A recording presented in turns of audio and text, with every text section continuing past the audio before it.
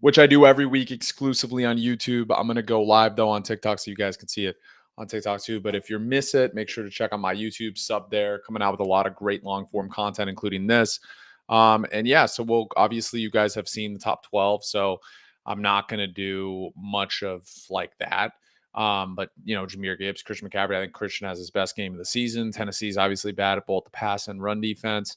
Jahmyr Gibbs going up against the Rams, pretty obvious. Rams have a decent run defense, but it's not even the issue. It's Jahmyr Gibbs, and he's virtually unstoppable right now. Bijan Robinson going up against Tampa. Tampa has the 6th ranked run defense, right? But the pass defense is really bad. Bijan's a great pass catcher. That's why I have him top 3.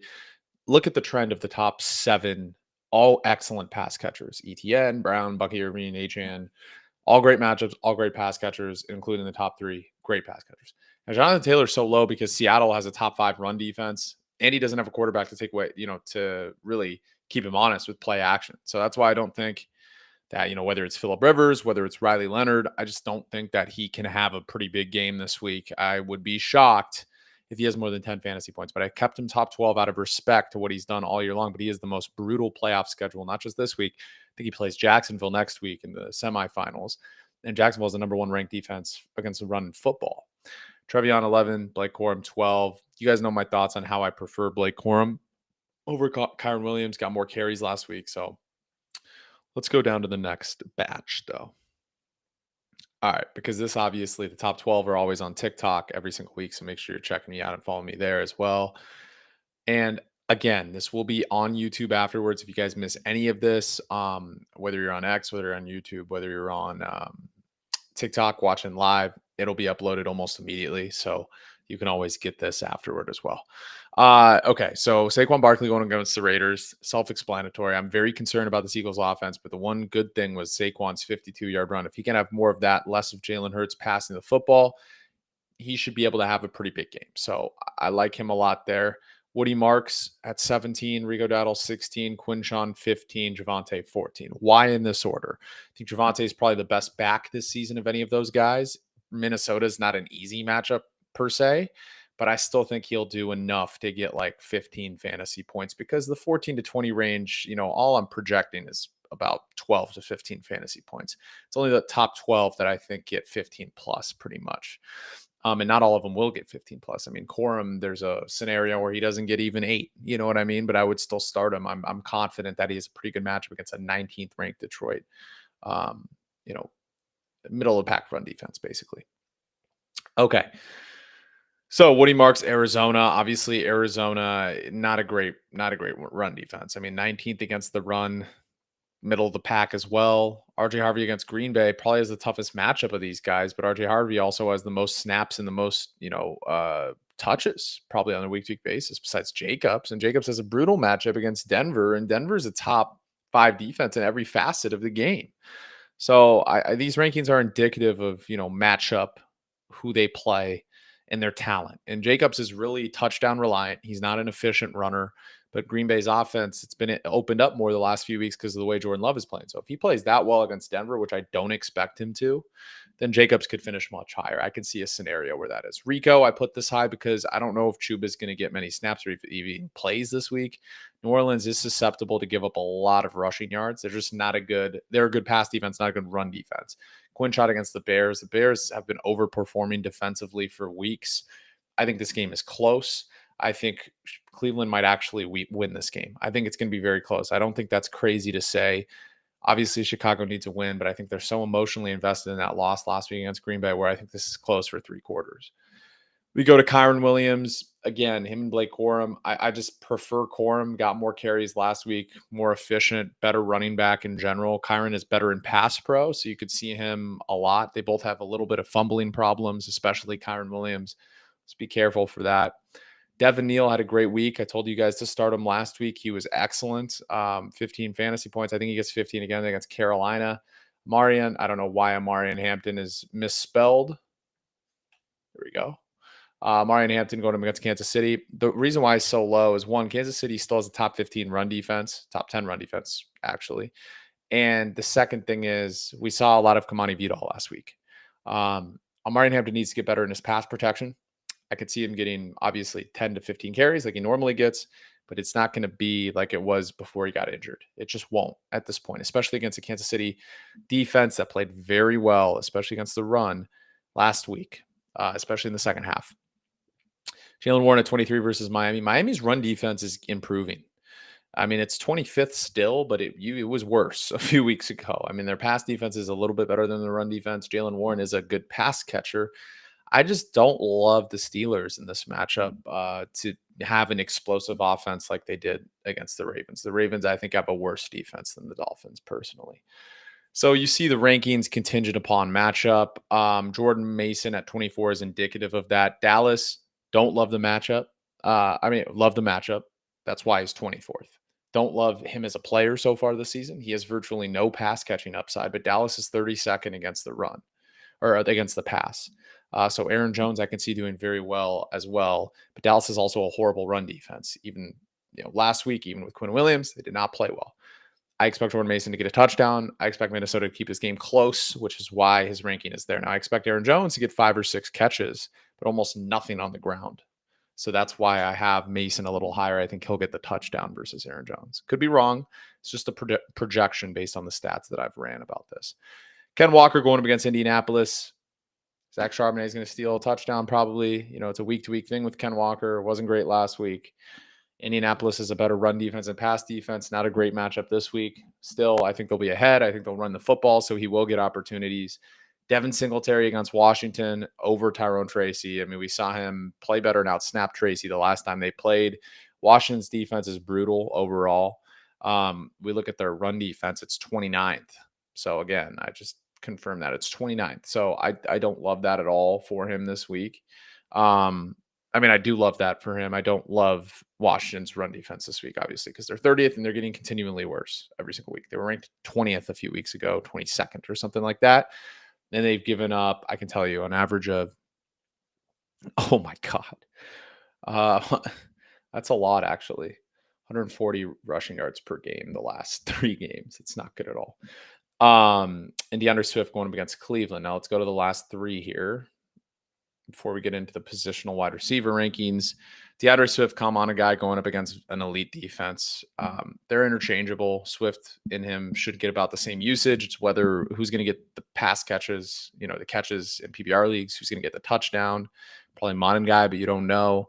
I also expect this to be a very low scoring game. So 29 Aaron Jones, like I mentioned, he'll get catches. I just don't know how much rushing upside he has. And Breece Hall against Jacksonville is the worst matchup of the week, and he's questionable. He's battling through an injury. So that's why I have him at 30th. Jacksonville just stops the run. They have the number 1 run defense in all of football. Okay, on to the wide receiver rankings. Let's do it. Obviously, you have seen the top 12 if you're following me on TikTok. If you're not, make sure you do it if you're watching this live on YouTube or X. But we got Puka Nacua going up against Detroit, obviously. At 200 yards, a touchdown last week, 37 fantasy points. JSN against Indianapolis is 29th ranked pass defense, one of the worst in the league. Detroit's actually ranked 19th against the pass, so you could argue, it's not even arguable. JSN is a better matchup. Puka is a better quarterback. I think it's a bigger game. I also think there's downside for JSN because they'll be up the entire game against Indianapolis. Indianapolis doesn't have a quarterback, which means they're going to run the football, and they're 32nd in pass attempts regardless. So JSN's production is touchdown dependent at this point for the top end stuff. He'll get the targets each week.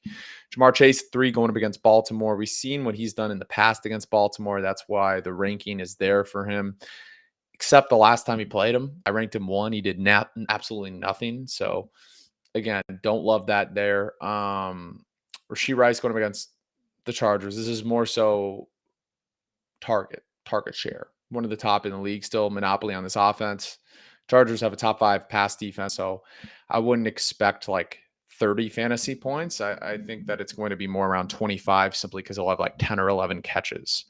Amon-Ra St. Brown going up against the Rams. Again, Rams, better run defense than their pass defense. Their secondary has a lot of issues. St. Brown should be open. It's whether that offensive line for the Detroit Lions can hold them up enough so that he can get the ball out quick to him. Diego Collins going up against Arizona, Tedros McMillan, New Orleans, Terry McLaurin. I know without Jay Daniels, that's why I have him there, because Jaden did nothing with him last week. They brought him back injured, but he had a really good game with Mariota a few weeks ago. Jefferson should have his comeback game against Dallas's 32nd ranked pass defense. So Devontae Adams, touchdown merchant, but he gets touchdowns going up against Detroit. George Pickens going up against Minnesota, not an ideal matchup. CD is TBD. Ryan Florida and I outplayed him last week. Jalen Waddle at 12 against Pittsburgh. So now we go into the stuff you guys didn't see on TikTok, exclusively on my YouTube. Make sure to sub there.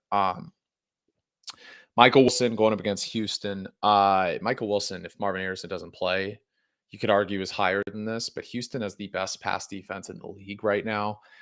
I would be shocked if Michael Wilson or Marvin Harrison Jr. has more than 20 fantasy points this week. I would. I mean, Houston's that good. If you're playing their defense in fantasy football, good luck, because it's probably going to be a problem. Brissett's going to do nothing against them.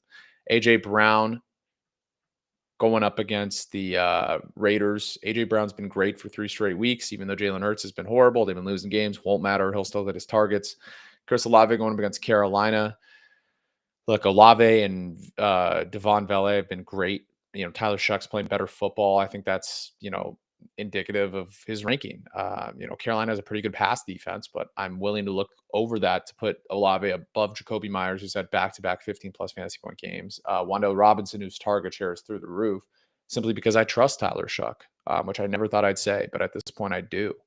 Wan'Dale Robinson, like I mentioned, Jacoby Myers, both really good matchups. DK Metcalf going up against Miami. Now, Miami's pass defense is not bad at all. Like I said, it's middle of the pack. I can confirm for you right now. I don't know off the top of my head. It is 12th. Yeah. So middle of the pack, on the top end of the middle. So like close to top 10. But DK was so good last week. I expect this to, it's a primetime game. It's a must-win game for, I think, both teams.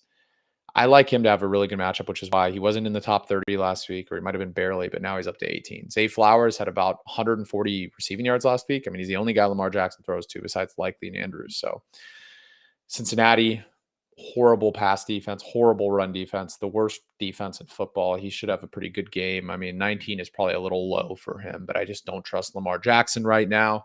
20, Ladd McConkey going up against Kansas City. Brutal matchup. McConkey has kind of looked worse the last few weeks. Herbert has obviously a fractured hand, running the football, not passing the football at a high level. I don't know. To me, Ladd is still the one. I don't think there's any question about that. I don't know why my dad is calling me. I'll call him back. But again, I'm not too convinced that he'll have an excellent game. 21, Stephon Diggs going up against Buffalo. We saw what he did to them last time. Obviously, his former team should play pretty well. Jameson Williams going up against the Rams. I think this is an Amon-Ra game. Jameson Williams, like I've said a bazillion times, is like cryptocurrency. He's either very good or very bad, and there's really no in between. And with Amon-Ra having an extra week to get healthy, a very big game with playoff implications, I could see Jameson Williams cooking their defense, but I just don't know if he'll have the explosive plays. The Rams have done a great job at limiting explosive plays this year defensively. And that's what he's built on. Where Amon-Ra, though they've given up receivers that have a ton of catches. JSN, JSN actually didn't play that too well against them, but I can think of a few other scenarios like Coker, McMillan, Bryce Young did pretty well against them. That was like the only game they gave up explosive plays like all year long. Cortland Sutton going up against Green Bay. Cortland Sutton has kind of taken the reins back of that wide receiver one. Pat Bryant has been pretty good. Troy Franklin's kind of washed out the last few weeks, which is strange. Again, I'm not too confident against a really good Green Bay defense, but one of them had to be there. Same with Christian Watson against Denver. I thought it would be Dontavian Wicks after his big performance. He was ruled out. Christian Watson then has an incredible game. I just don't know if he does it against this Denver secondary, but, he obviously is a big play threat, and Jordan Love's playing as good as any quarterback in the league the last 3 games. Luther Burden I have just in case Rome doesn't play. He's banged up still. I think Luther Burden's a better play than DJ Moore this week, indicative of his ranking at 25. Cleveland has a very good defense, but Caleb has to throw to somebody, and it's Loveland and Burden this week, I think, the 2 rooks. Jerry Jeudy going up against Chicago. Look, Chicago's pass defense is 21st. It's not great. Jerry Judy should have another pretty good game. Shador should be a nice spot start this week against that defense. Khalil Shakir going up against New England. We saw the 15 plus fantasy points he did last time. He got last time against them. I have a few Niners there. Jawan Jennings, Ricky Pearsall. I think they're interchangeable. I think this might actually be the game that Ricky Pearsall is a pretty big game. I think this could be it. Like where it's like you see it all because Tennessee's so bad. They can't cover a parked car. The 49ers lack anybody who can beat man coverage. So if they play any man coverage, the Niners, they'll just check down to Christian McCaffrey the entire game and Kittle. But if they're in zone coverage, I could see Jawan Jennings, Ricky Pearsall having big games because we saw what Cleveland was running a lot of zone last week. And, I mean, you should just be running exclusively man coverage against the Niners. Brandon Ayuk is not healthy. Brock Purdy can't beat man coverage because they have no receivers that can beat man coverage. But they'll probably be in zone because they're trying to lose. This is going to be probably a wipeout. Maybe Tennessee wins. Maybe I'm wrong, but like this should be like if the Niners don't win 35-0, it is a loss for them in my eyes. And Jordan Addison going up against Dallas because of the matchup. Bad quarterback, good matchup. Again, those are the rankings. They're posted here every single week. Make sure you're subbing on my YouTube. I'll be coming out with a prize soon in a contest.